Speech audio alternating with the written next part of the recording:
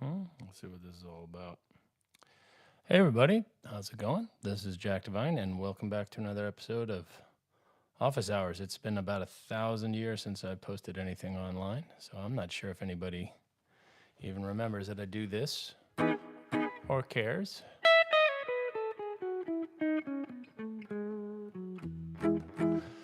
But I am a guitar teacher out of Brooklyn, New York, who has managed to, I don't know, eke out a little corner in this Grateful Dead universe of guitar instruction, and not just Dead stuff, but various guitar subjects and stuff over the years. And I've got some nice lessons here, and sometimes I'll go live in case you're unfamiliar with what's going on here, and I'll try to answer any questions in real time.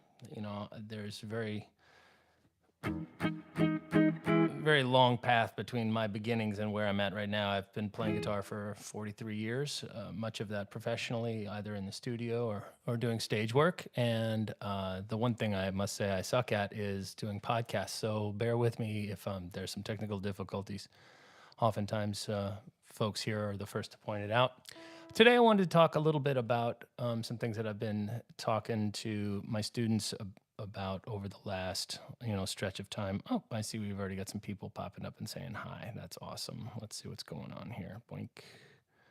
Anyway, yeah, I'm back, I guess, is a fair thing. I never left, but the truth is I just haven't had any time. The summer is when my kids get out of school, obviously, so that puts me in the disadvantageous position of being occupied throughout much of the day, dealing with children and my family. So, I'm super happy to be here.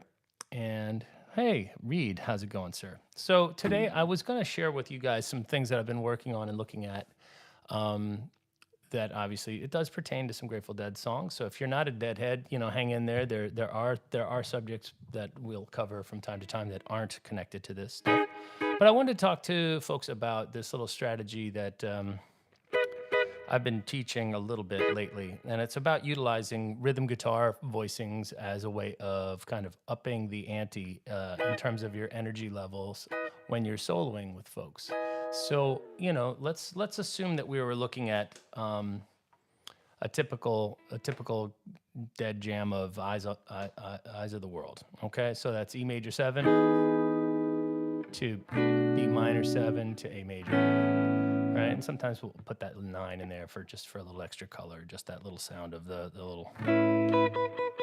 B. All right, so I have a little loop here, like that. And that's not totally disrespectful of what's come before.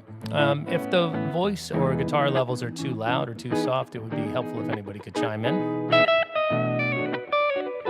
So over this sort of jazzy E major 7 chord, the idea is to play a straight E major. And then over top of the next two chords, the B minor and the A, we're going to be thinking about A major. So E major to A major. Okay, so we're going to think E majors. Okay, and then we're going to think A major. All right. And why does that work? Well, the A major chord here is the home key, and this is the 2 chord, okay, of the second tonal center. Okay, so we've got 2 tonal centers. You're thinking E major, and then obviously you're thinking diatonically over top of this chord. Okay, that's the 2 and the 1 of the second tonal center. I know that sounds kind of, a little heady, but don't worry about it. All right, so the other way you could think about it is you're basically playing E major and then playing E mixolydian. Basically just changing this one note. Watch. And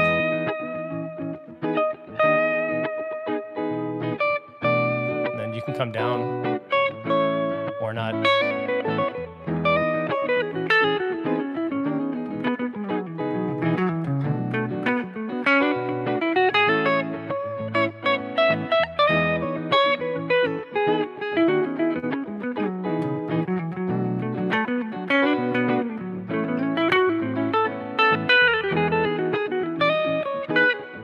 Right?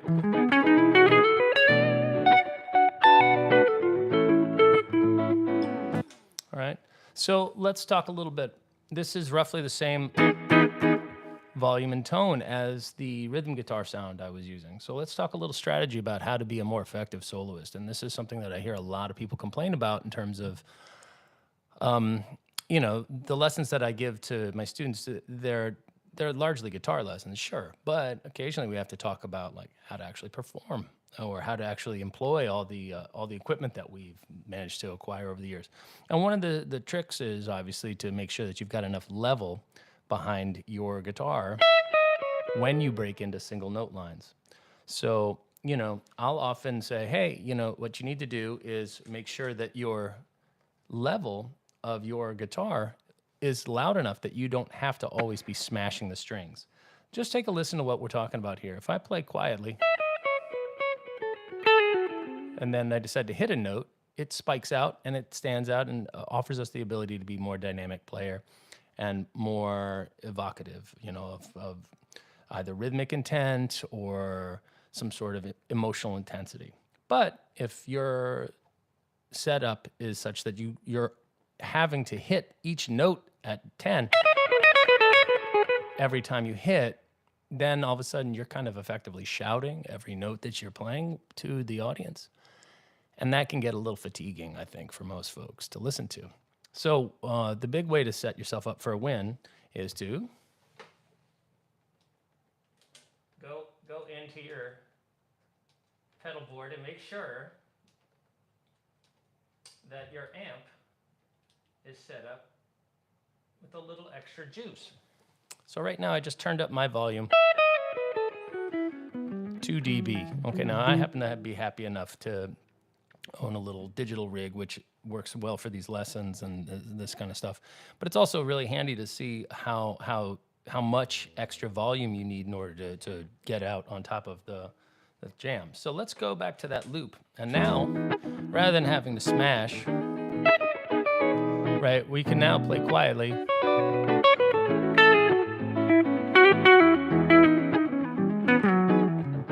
Okay, and the last thing is that you can always add a little bit, just a touch of overdrive. Get a little extra compression and a little bit more dynamics.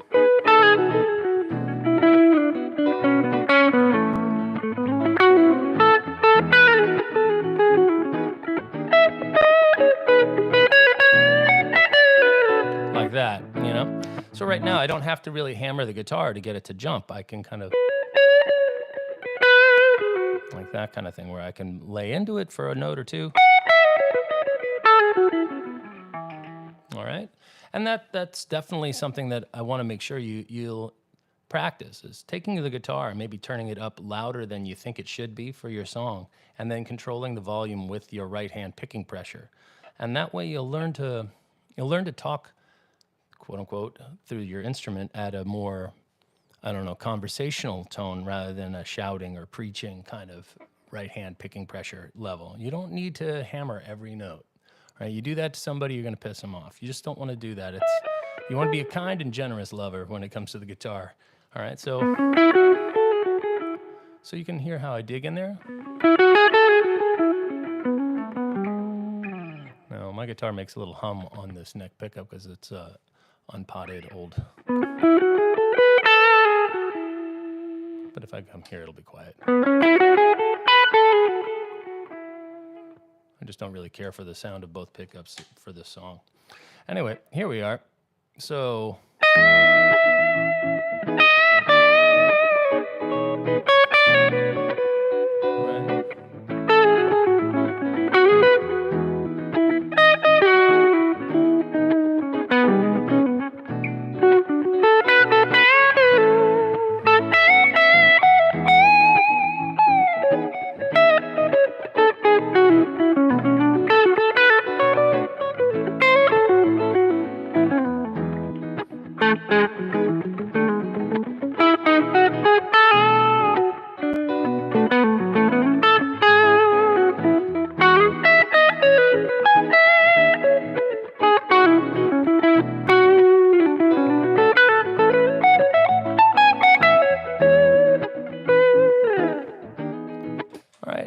that's part one of what I want to talk to you a little about is dynamics. Okay, I just got through. I was fortunate enough to have a student of mine from Toronto fly all the way down to New York City to see the recent run of Fish shows that just I think ended last night. They did Friday, Saturday, Sunday at the Garden, and he had an extra ticket, invited me to join him.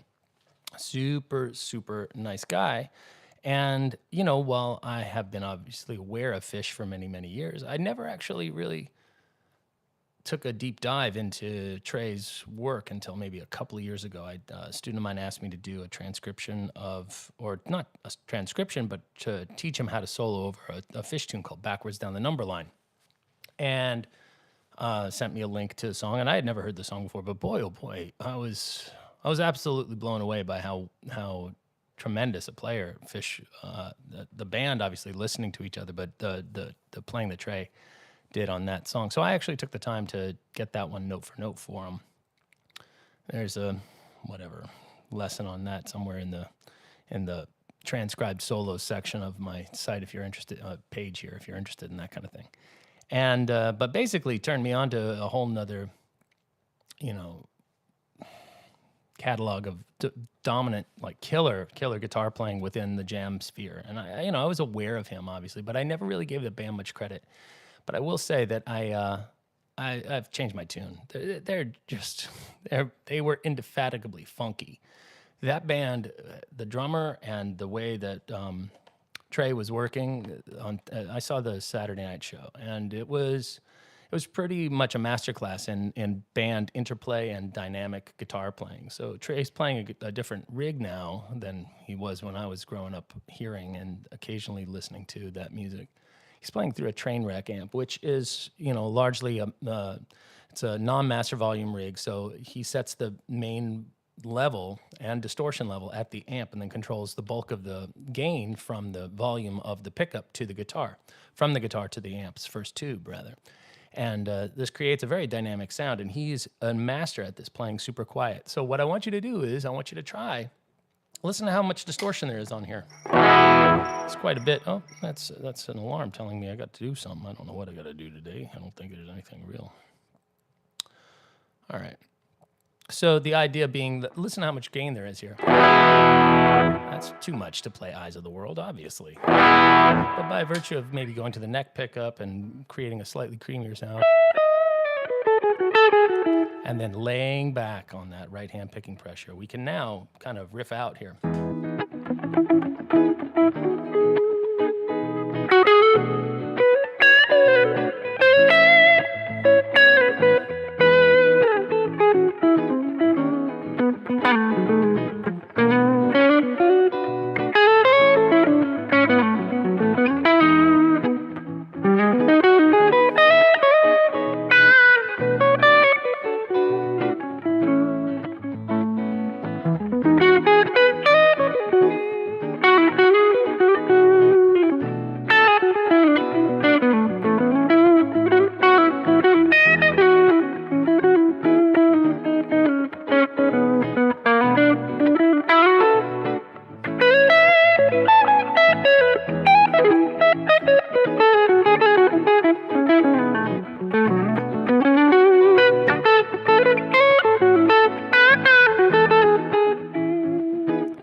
Very nice to have that much headroom in the sound before it kind of peaks out. So you can play very quietly, but you do need to kind of get your right hand under control. So whatever exercises you're doing, right?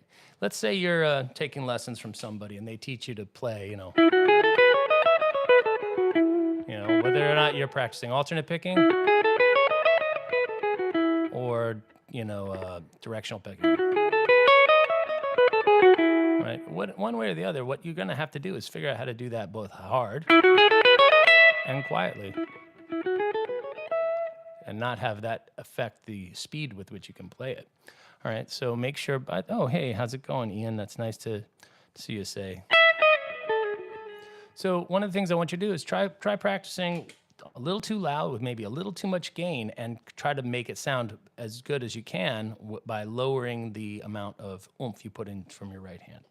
Now, one of the areas where this is not feasible, and one of the reasons why I don't play single channel non-master volume amp and control the volume from my guitar is that I like to use a lot of rhythm guitar parts when I solo. And here's part 2 of what we're, hey, thank you very much, Ben.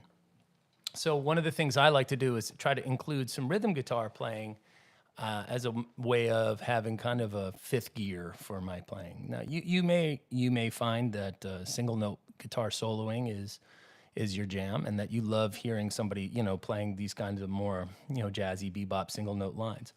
But the vast majority of the people that I play in front of, like, that's all fancy and beautiful, and there might be some guitar nerds like me out there that are like, wow, look at that guy blow. But one of the things that I've noticed over the years is by playing smaller, more consistent rhythmic patterns that utilize rhythm guitar shapes, okay, and that means like playing little chords, like that kind of thing, that we can actually take things up a little bit in terms of audience participation, because we're giving them something that they can hear, that's going to repeat, and they can anticipate and therefore participate in the jam. So let's assume that we've kind of set our piece with the single note lines. And at the very end of the solo, when you feel like you just don't have anywhere else to go, you'd be shocked at how effective going and playing something like, let's stay in the eyes of the world thing, because I've been working on this a little bit, and so it'll make it a little bit more cohesive, I guess. Let's say we're playing this E chord that's shaped like a C, and that's at the 7th fret if you can't see the nut, okay?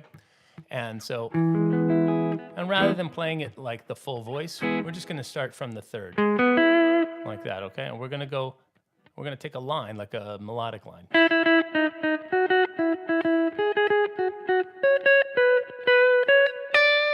And see how that D note comes in right on the downbeat of that B minor chord.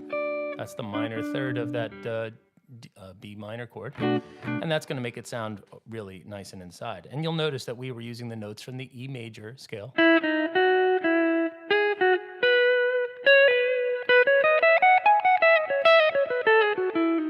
That kind of thing, right? That, hey, how's it going, Billy? Good to see you, man. So if we're doing la da da da da da da da da da da da da, right up to that, that's our little melody that we're going to do. We can look at E major chord shapes and try playing that little melody while keeping maybe a few notes in harmony. And Garcia would do this sometimes, especially in this tune. He would do like these little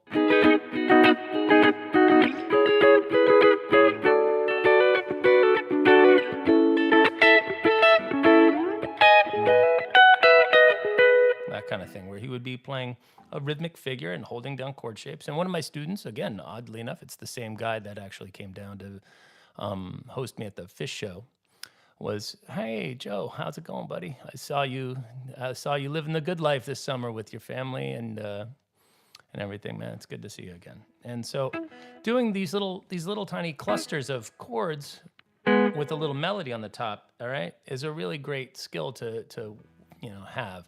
Now, I'm not suggesting that you just wing this. You might have to take a little sojourn into the study land and kind of get it under control, right? But if we're going like da da da da da da da da da da, we could go, and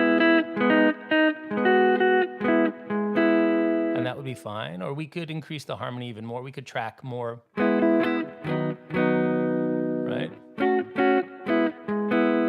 Right? We don't have to change every note. We could even go half and half, like,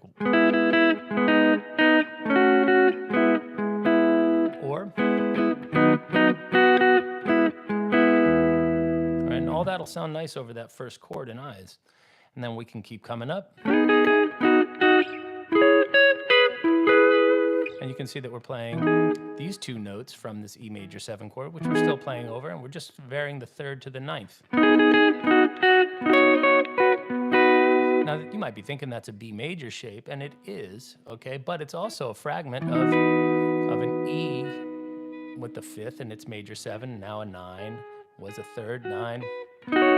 So if we bring that little shape here, up here, and keep even a more E-like voicing, that's a E, G sharp, and B. We're going to go C sharp, so that's basically right there, like that 6 to 5 motion. So now we'd have,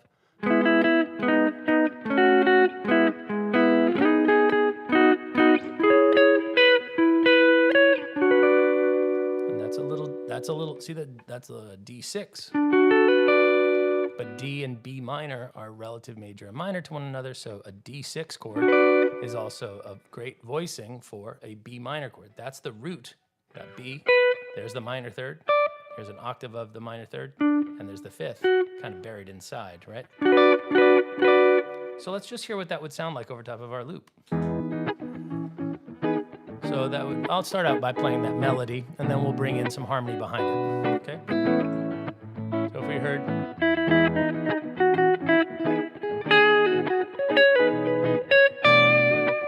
something like that, right? So now let's try it again.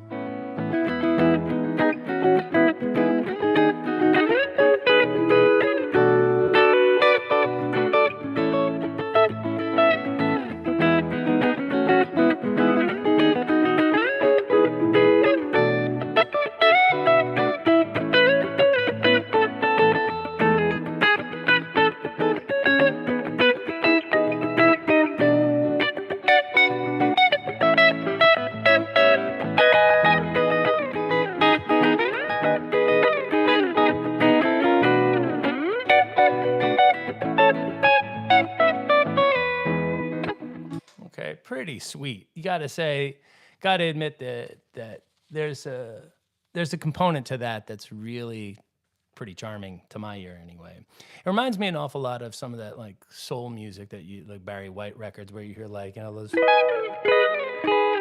oh baby, yeah, we're gonna make sweet love tonight. And that kind of energy, right? So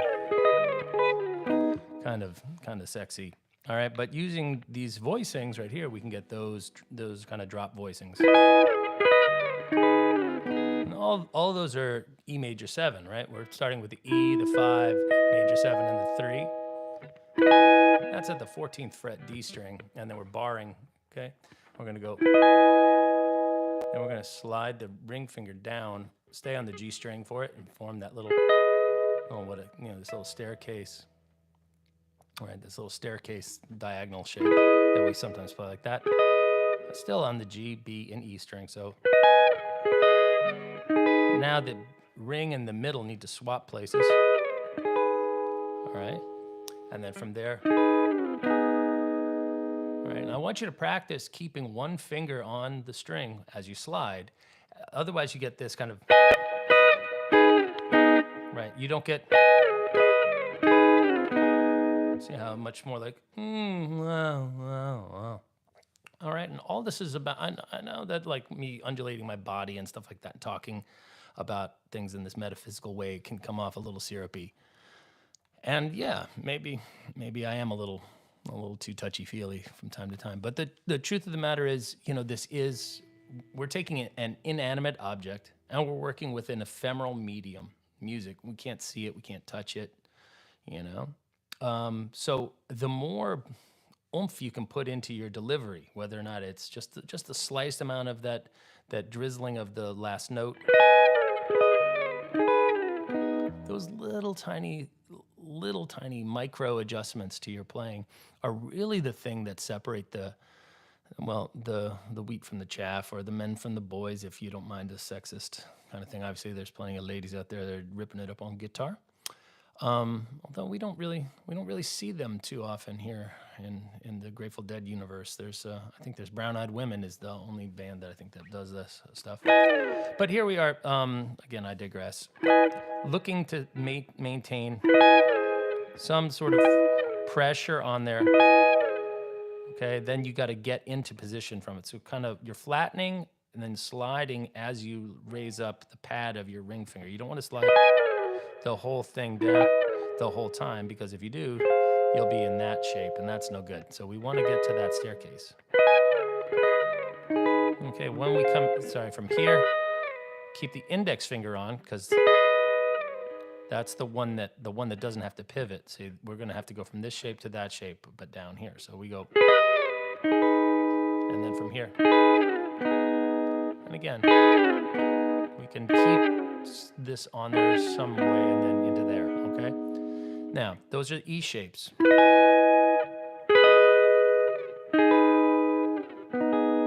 Okay, E major 7 shapes to be specific, okay? So when we come to the B chord, we're going to have to come up with some new shapes. Now, one of the cool things about this song that you may or may not have noticed over the years is if you're playing the E major 7 chord like this, the B minor 7 chord, the B minor chord is just transposing that whole shape minus this index finger up 3 frets. And then the A chord is right there. So you could be going.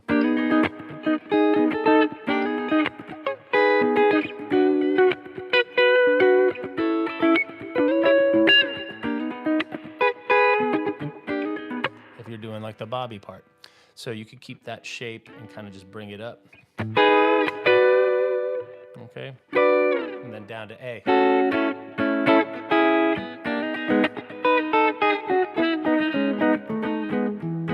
Right? B minor.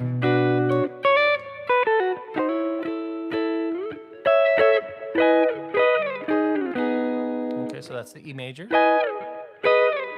And then same shape, up 3 frets. And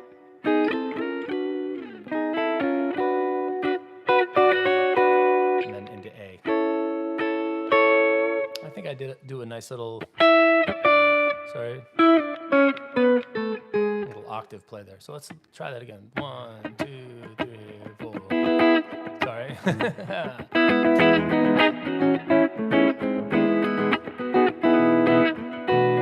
I'll try it again, kind of biff that.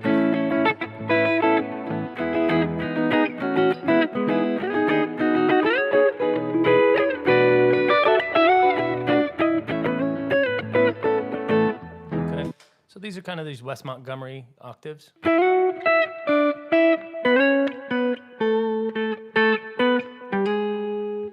right, now you can play octaves like this with your ring finger and your index finger. But the problem is when you get to the B string and the E string, you have to play them like that. And that's kind of a bit of a stretch here. So I tend to relax my hand grip and adopt a universal, all octaves played with pinky and index. All right, it's a little tip. As you get further down here, again, even this can become a little bit of a stress.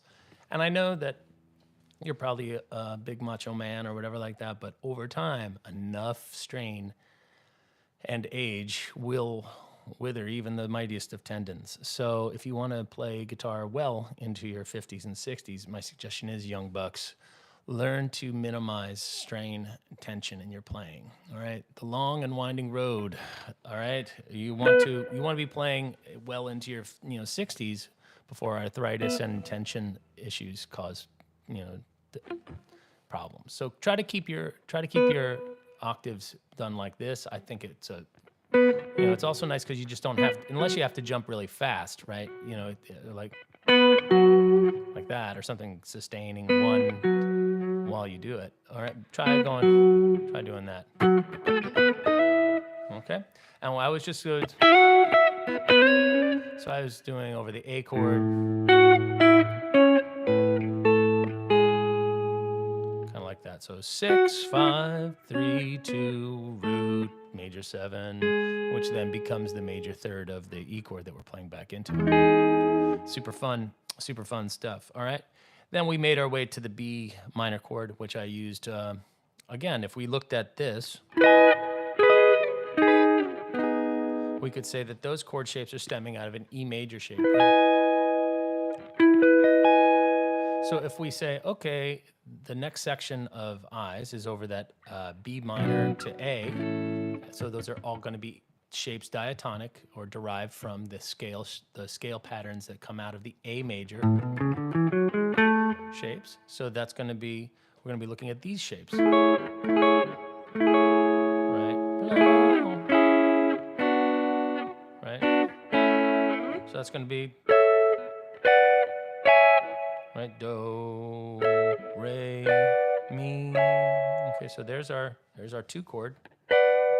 So we can do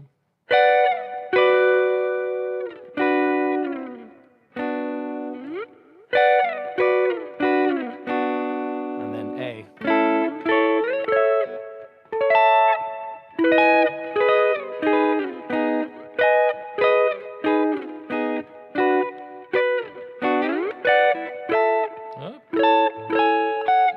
can hold over the A chord, we can kind of hold the triad and then play a little scale figure.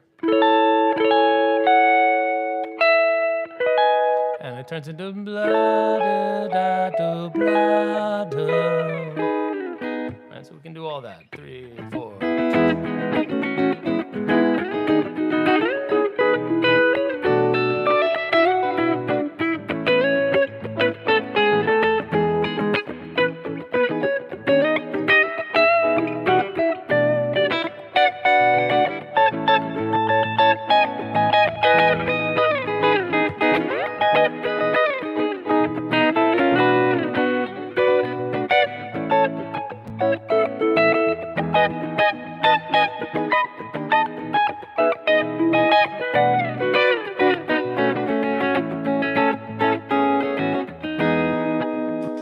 Super fun to do, especially if you can find a little part that you can loop. All right, I've done this over 2 or 3 Grateful Dead songs, and I find that generally speaking, the crowd responds quite favorably. So if you can find something like that for yourself, I think you'd be doing yourself and your fans or whoever's coming to watch you play or your bandmates a great service. And the cool thing is you can take all those shapes and arpeggiate them. You don't have to just go. You could go,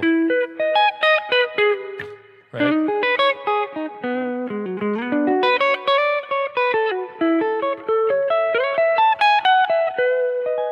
Right, and create single note lines out of those shapes, provided you have the right hand picking discipline together. So that's pretty much all I wanted to cover. But if anybody has any questions, I would love to answer them live. If anybody's still out there, I don't know whether or not I've lost people here. I don't know who's on or who's given a damn. But I'm going to log into my phone, and that way I can read any questions. All right. Now, anything? Anybody? No? All right. Well, okay. So I guess something we should talk about is we can look at some of the places where I get ideas for some of the runs and lines and ideas that I have here. Hey, I'm glad you're still here, Joe. It's just don't know if you need to know or have any questions about something that may have been puzzling you I could help. So if you do, feel free to chime in. No big deal in the chat. Let's talk a little bit about how to arpeggiate over top of something like this, okay? Oh, okay, great, man. So happy to help. So what we can do is look at arpeggio shapes, and I've probably talked about this ad nauseum with anybody who's interested in my playing or teaching style. But the Tim Miller 212 system is a really great way to start thinking about arpeggios. So that's 2 notes on a string, 1 note, 2 notes, 1 note, 2 notes, 2, 1, 2, 1, 2.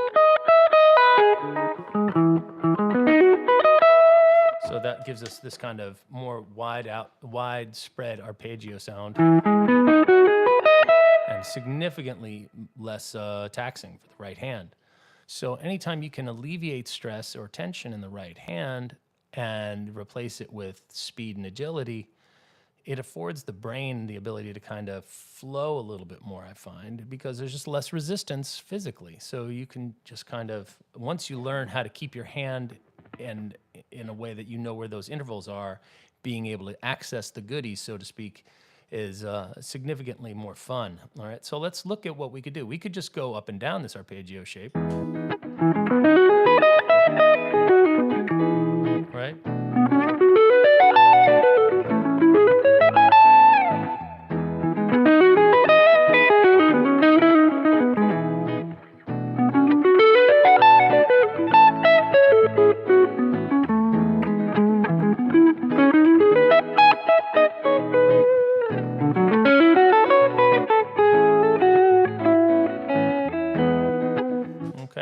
And we can find some really nice lines that they sound a little studied, you know, they sound a little less, well, they're musical, don't get me wrong, but they definitely sound a little connected to the practicing of an arpeggio from top to bottom. So one of the things I'll try to encourage students to do is as they get used to the fingerings,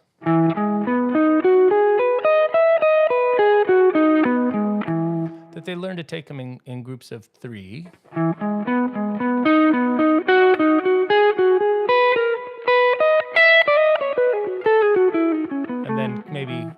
think a different way, maybe scale on the way back. So ascend through the arpeggio in sequenced groups of threes.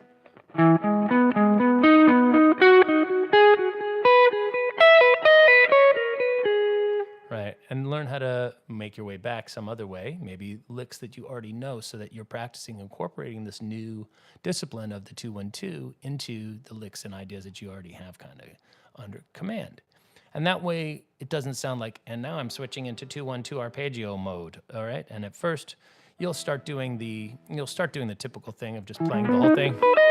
And there's nothing wrong with that. The line actually sounds pretty musical. So we're going 1, 3, 5, major 7, 9, 3, 5, and then reach up major 7. And we do this one little move. This is an upstroke, slide, back, pull off to 5, up, pull off, up, pull off.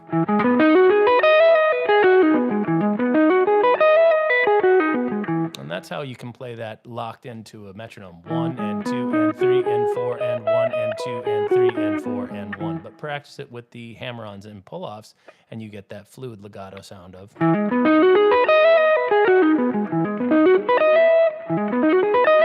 It's very, very nice to be able to buzz up through there. All right, and then if you practice threes, well, those are fours. Well, that kind of thing, right? Now we can maybe think about adding an approach tone. Let's say adding the flat 3 before our major third.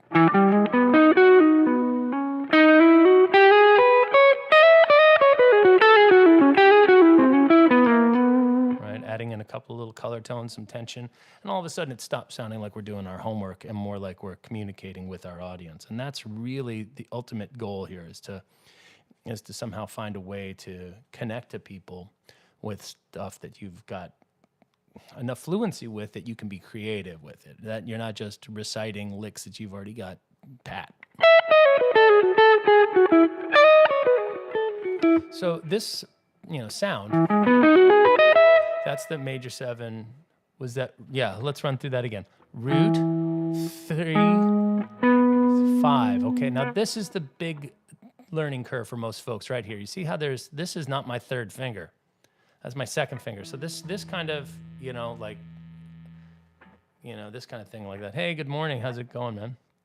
So if we do that, right, we end up with the idea of being able to access these 3 frets easily and allowing the index finger to handle this fret and this fret. Okay, so now we have 1, 3, 5. See how the index finger comes up a fret to grab the major 7.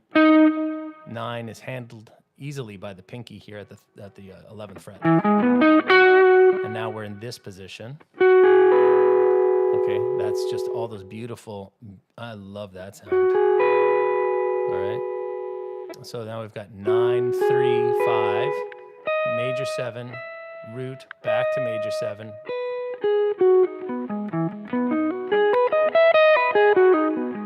Now, this arpeggio shape can then be altered to make it a dominant shape by moving this note back.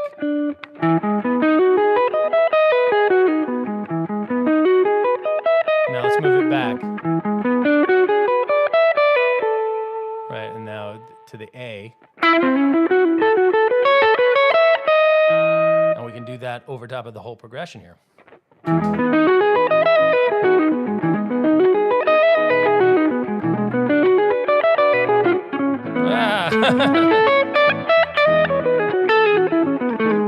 Okay, you get the drift. So E major, and if we go to the E dominant sound, okay, that's going to be flat 7, Mixolydian. That's going to work over the B minor and the A major. Can anybody tell me why? Get a big brain cooking. The reason being is E7, is the 5 chord of that key, A major. So we can play E major with a flat 7 or Mixolydian or whatever we want to call that dominant sound. All those notes are going to be perfectly valid over the B chord and the A. Maybe not with the gravity, meaning like where you resolve, but the notes themselves totally, count. So really all that's happening is we're moving these 3 notes chromatically down when we play this tune. Now over the next 2 chords, we want that.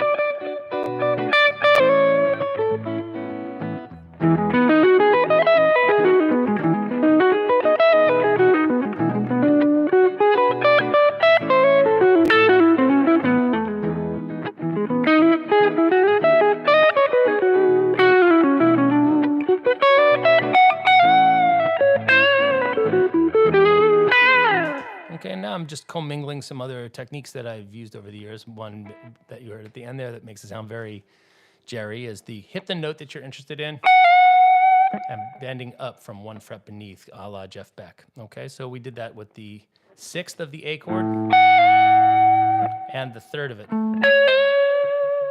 All right, so either way, that's a win, because over the B chord, we would be doing the 5 of the B or the 6 of the A, and then once we get here, that's going to sound like the 3rd. And the cool thing is if we are late in the doing of that, strategically speaking, that works out nicely because that note right there works over the E7 chord, the E major 7 chord we're playing back into. All right. Now, all that theory shit is really helpful to know. Like, I don't mean be able to calculate. I mean memorized, you know, like absolutely committed to memory. That's a great, great foundation to have as a player. But you don't want to be thinking while you play. Do not think. Do not think. Music happens way too fast to think. You have to just have stuff committed to memory the same way you know that this is red or this is teal or whatever the hell my wife called it when she bought it. All right, so the idea is, hey, do some homework, but when you're playing, play. Don't, especially in front of people, all right? And then if that means that you don't use the things you've been working on in the woodshed, that's so fine. Sometimes it will take me 2 years to unveil an idea or a lick because I want to make sure it's had a chance to kind of ferment inside of my brain and my hands and just kind of become what it's going to be before I start busting it out in front of people, and all of a sudden just it gets clumsy. So let's not do that, all right? And at least that's my recommendations. So let's get back onto what we were talking about, these 2-1-2 arpeggios, right? Now that's stemming off the A string. 2, 1, 2, 1, 2. Now all we have to do is change the major 7 to a flat 7. We have our dominant shape. If we stay there and then lower our major third down to minor third, we get a minor third arpeggio shape. Sorry, a minor 7 arpeggio shape. If we take that and lower the 7 down 1 fret, at the top of the voicing, we end up with a nice minor 13. Right? And once you start to brush through these things, and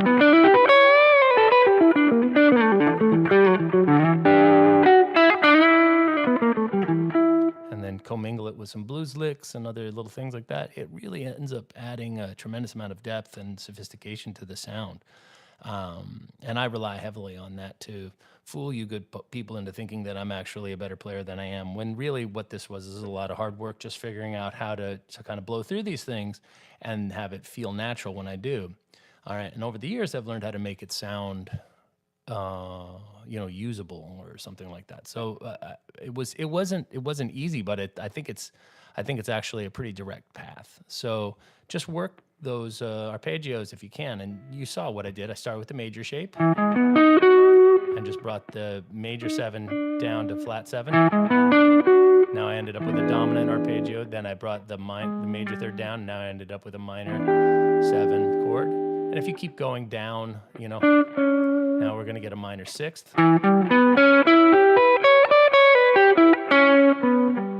Right? Or you could keep that flat 7 there and put the minor 6 up top. And that comes in very handy over the Dorian mode because of the 6th, the minor, and the 2, right? So if we wanted to add the 2 into the voicing, we can do it here.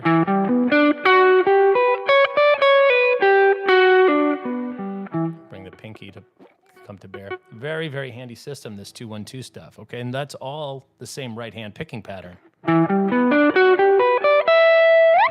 So the right hand doesn't need to learn anything different, only the left hand.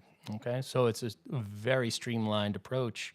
And so once you have the right hand under control, shift your focus to learning these left hand shapes, and you're off to the races. Now, obviously, the next level of learning after we learn to commingle those shapes into our already pre-existing lick vocabulary and the various sounds that they work well over. The idea is to figure out how to play them, not necessarily always from the root, or to not just play them in 2s and 3s and 4s, but to bring in some passing tones, that kind of thing. Well, not that last one, but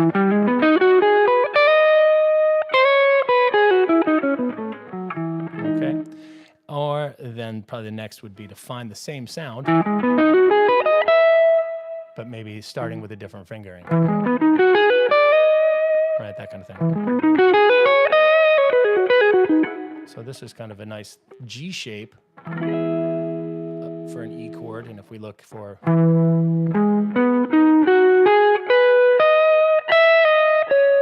Right, we can start finding some nice sounds in there. And then B.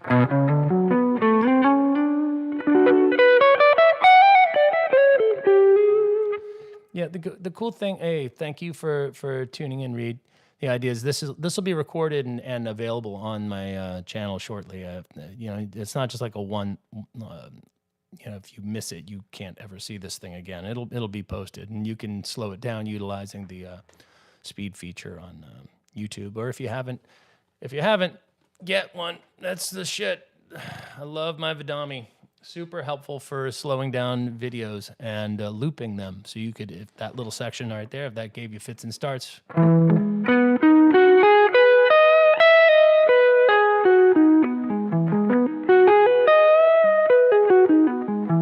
Okay, and then, so you're going to want to learn your E major scales from various points, right? We want to learn from the index finger, middle finger, or here, right? This one's tricky. Whoa, jump.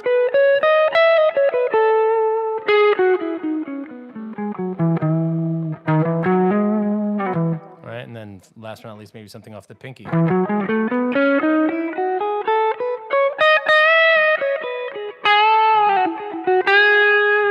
right, very, very helpful to not have to always shift to the finger that you learned the shape. Sorry, the early morning stuff here. So, you're going to be learning this. Well, if you want to get at that sound, but you're here and you're playing.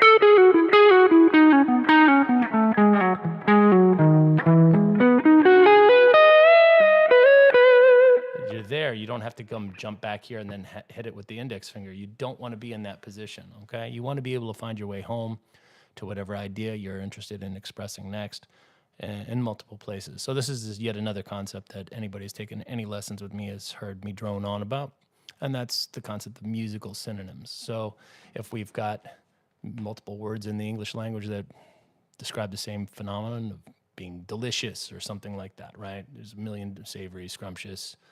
All right, well, let's do the same thing, licks.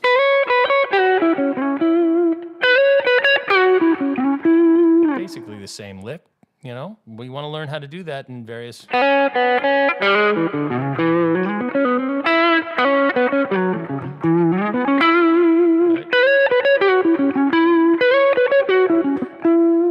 We want to make sure we've got that same sound or same word, if you will, musically speaking. We want to be able to get at the goodies from anywhere on the fingerboard. All right, so that means a lot of time in the woodshed for sure. And that's about it for...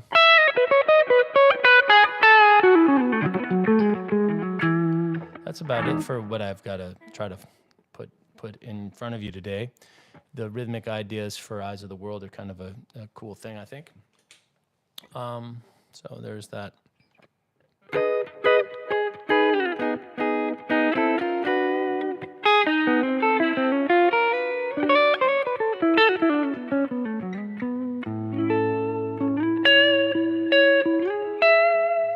So I guess that's about it. It's almost 50 minutes here, and I think I'm going to check out. So let's just whatever say hi. How's it going, everybody? It's nice to see everybody. And do I do these sessions every week? Oh, no. Hi, Jeffrey. How's it going? I used to do them, more catch as catch can. Like whenever I had some time, I used to do them. But then my studio rig got kind of taken apart to be more readily available for gigs and whatnot. And so if the board and all the mics aren't set up, it makes the initial there's like a barrier for my ability to do it spontaneously. And the truth is, this isn't generally seen as a priority in my life. I teach, and even that is somewhat extracurricular. I do that for fun more than anything. And so the ability to just sit down and rant and rave into the Ethernet, or internet as it is also referred to. I mean, the Ethernet, meaning that literally I'm talking to nobody right now, and yet I know half the people that are on the chat. It's kind of a bizarre thing to have never met these people in person, but actually have a connection with a couple of them. So rather than just like, doing this like I used to, I guess things have picked up for me, either in terms of commitments around the house or family commitments over the summer. They get to be a little bit more demanding. Perhaps in the fall, I'll have the ability to make this a more regular thing. And I would love to be able to just have standard office hours that appear generally, but I just haven't been able to get it together to have. I don't have enough of a codified schedule to do that. And seeing as I'm not a professional YouTuber, I can't offer that right now, unfortunately. But I am really happy to be back. Super. No, and don't apologize, by the way, Jeffrey, for asking.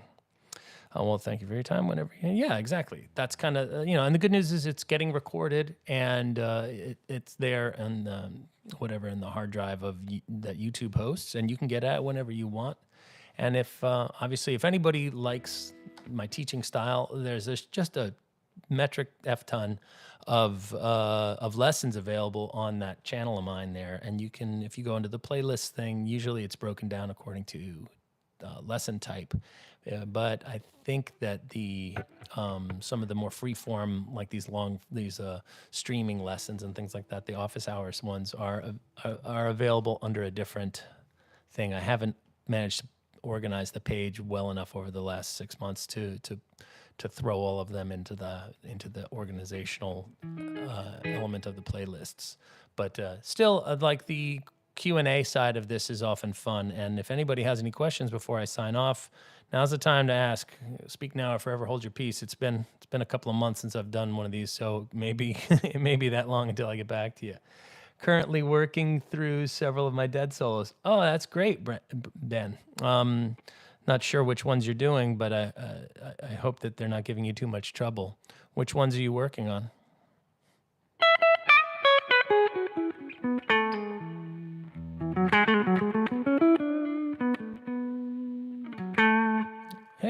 Hey, Manny, it's nice to see you there. You're working on the Althea one, yeah. That's a pretty interesting solo, I think. There's a lot of stuff off of that is lifted off the Go to Heaven recording, which is the version that was definitive for me growing up. I'm 53. So that was my first tour that I actually I didn't tour when I was 11, but when that album came out and Alabama Getaway came on the radio, and I had already been listening to the Dead for a couple of years there because of my babysitters were Deadheads, so I had a crush on my babysitter, and she was a Deadhead. And so I started listening I got a couple of records, and that year that album came out, my mom bought that album for me, and I ended up learning how to, I just listened to Althea an awful lot over the years, I gotta say. I really like the playing in there. There's this one little line where I think it's, what is it?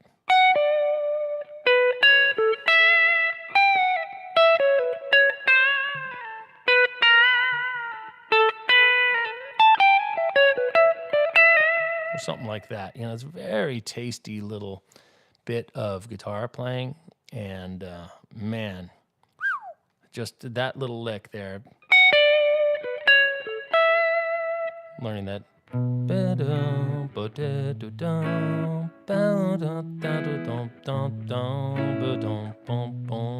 So I'm just singing, but I'm playing the guitar.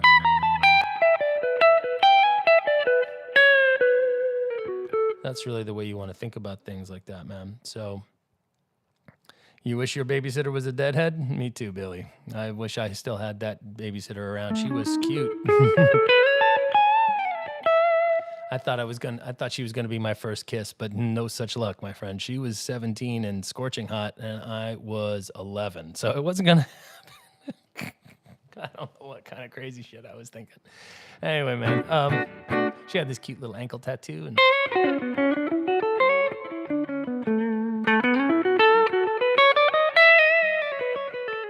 so is everybody using a looper and stuff? Oh, hey, Hunger Sight. Yeah, that Hunger Sight solo is dope too, man, for sure.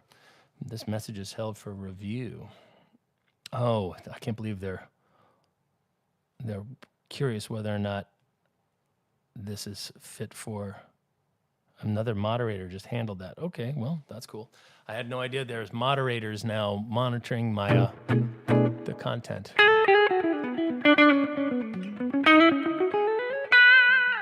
So that's what's going on. I busted out the other. This is my Red 335, same year, 66, as the one that was in the Althea video.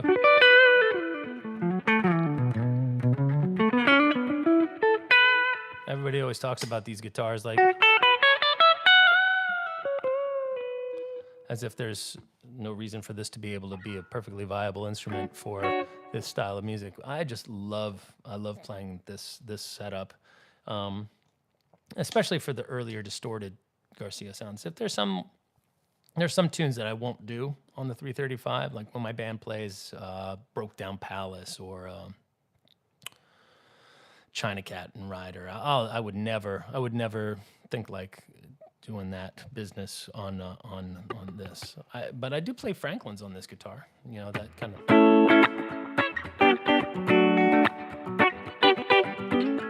In the middle here, it sounds nice and chimey.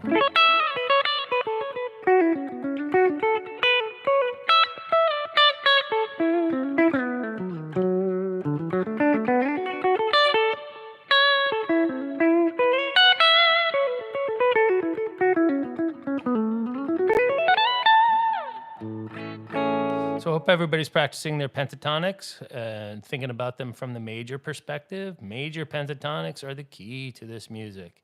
If you can think major pentatonic and add your flat 3 when possible, that is where it's at, my friends. All right? And obviously major scales, modes, all that stuff. Arpeggios are much better than scales. So think triads and arpeggios, think triads and arpeggios, triads, and the melody. Okay? Try thinking about approach tones into the melody. Now, Eyes of the World is not a great song to practice playing melodies on because there is no melody to the solo. This solo is entirely a unique structure within the song, and it appears in 3 different forms. One just over the E major 7 chord, then the second jam is a 2-chord jam, the third is a 3-chord jam, and then finally we revert back to the bass solo and then into the codas with the and that and the whole like that whole section. So you do have some fascinating things that you get to play on in Eyes of the World that are very kind of that 70s progressive dead. What you don't really get is by practicing Eyes of the World is the sweet melodic side of playing the dead. Oh, by the way, one quick thing: if anybody is interested, one of the things you can also do is superimpose this little Christmas melody over top of Eyes of the World, which I've been fucking around with lately. So let's.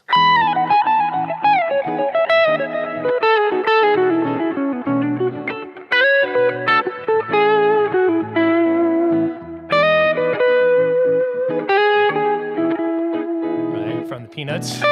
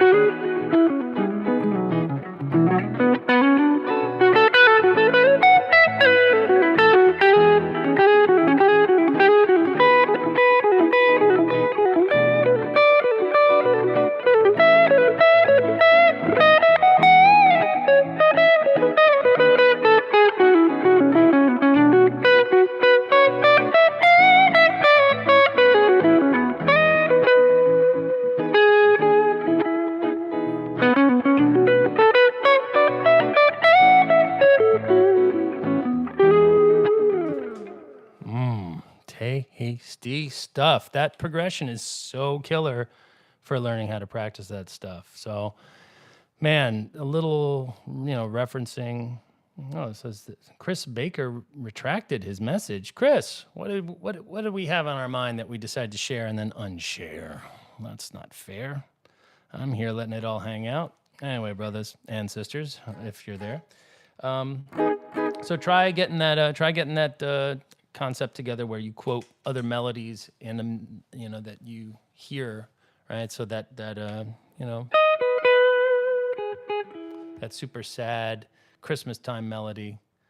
Oh, thank you so much, Chris. So the idea of referencing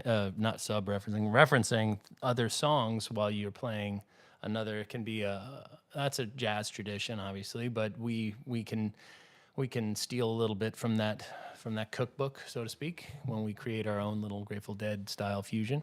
If you're into this kind of stuff, obviously you can contact me for lessons. Most of my content online has my email address pretty well listed at the end of all lessons. So yes, there is some what do we call it? Motivation to make you watch the whole lesson. There's a bit of a carrot being dangled there, but you could just fast forward there or find me at Jack_Devine. So if you're first time tuning in here or whatever like that, generally speaking, I teach during the week, but I'm out of town all August. So whatever's happening is going to happen in September, and that's one of the reasons why I decided to try to do this. I'm taking off for the next week. I'll be in Florida. I'm not exactly looking forward to going to Florida in early August, but it is what it is. And then I'll be back for one more week, and then I'm checking out. I'm going to Europe for a couple of weeks. It's going to be a lot of fun going with my family.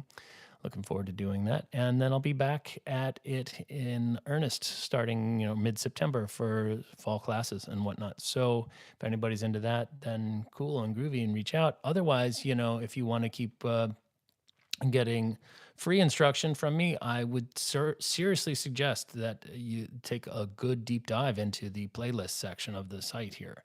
There's a lot of, there's very little that I haven't covered in there available totally for free. So, that was kind of the point of this was actually, I have two sons and I wanted them to be able to take guitar lessons from me. And the problem is obviously when you try to teach your children something that you're passionate about, you can oftentimes apply too much pressure on them.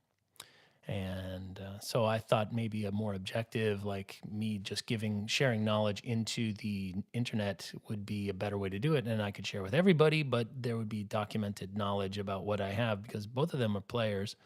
But when I've learned the hard way not to try to teach them, they don't take kindly to the way I approach teaching them. Maybe I'm more patient with you guys than I am with my own kids. And, I don't know how many times to tell my son not to crunch his hand up here when he's playing. Like he still can't help but do this tiger paw thing when he plays. You gotta relax. You gotta bring the punch row of knuckles, the knuckle that you would punch somebody in the, you want to bring that down. Don't do that. All right. A lot of this comes from, by the way, laying back on the couch and playing. So you see how your hand comes up like that? Then you sit upright and you think, this is the way I play the guitar. But that's not the way. You want to drop that down, all right? And you want to get, all right, this is so much better for you for playing. Now, that doesn't mean you have to play straight on. You can still angle your hand a little bit and bring it up. That does relieve a lot of tension if you just change the angle with which your finger approaches. You don't have to be perpendicular with the fret. You can do it like that. And, a lot of people, super shreddy metal guys, they like to be on point because they're doing a lot of legato. Okay, so the more you want your legato speed, the more parallel you have to be usually with the fret. If you flatten out, you get more reach and less strain in your hand, which, I've already talked a little bit about being old and playing the guitar. So you can see that's how I'm able to do this kind of stuff without hurting my hand. That doesn't hurt at all. It's a little weird at first, but uncomfortable is different than painful. All right. Nothing is really difficult. It's just unfamiliar. So I'm doing a lot of that diagonal stuff, just like if you were playing a C chord, right? Look at that.